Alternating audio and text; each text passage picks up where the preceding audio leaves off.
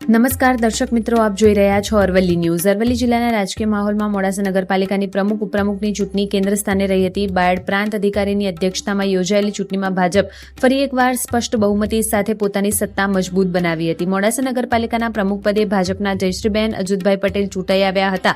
જયશ્રીબેન પટેલને ભાજપના 24 અને 3 અપક્ષ સભ્યો સહિત કુલ 27 મત મળ્યા હતા. તેમજ જીત સાથે મોડાસા નગરપાલિકાને 6ઠ્ઠા મહિલા પ્રમુખ મળ્યા છે. જ્યારે ઉપપ્રમુખ પદે ગફુરભાઈ રબારીની વરણી કરવામાં આવી હતી. ગફુરભાઈ રબારીને પણ ભાજપના 24 તેમજ 3 અપક્ષ સભ્યો સહિત કુલ 27 મત મળતા ભાજપનો દબદબો વધુ મજબૂત બન્યો હતો.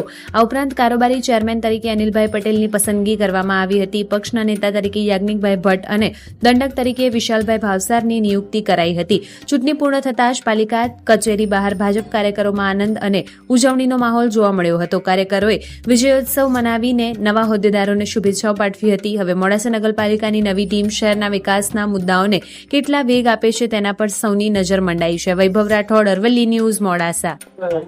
આજે મને ભારતીય જનતા પાર્ટીએ ટિકિટ આપી અને જંગી બહુમતીથી હું જીતી અને આજે મને પ્રમુખ બનાવવામાં આવી એ બદલ ભારતીય જનતા પાર્ટીનો ખૂબ ખૂબ આભાર માનું છું.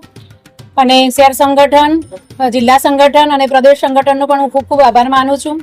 મોડાસાની જનતાનો ખૂબ આભાર માનું છું. મારા જોડે સાથીદાર, કોર્પોરેટર મિત્રો, ભાઈઓ બહેનો બધાનો ખૂબ ખૂબ આભાર.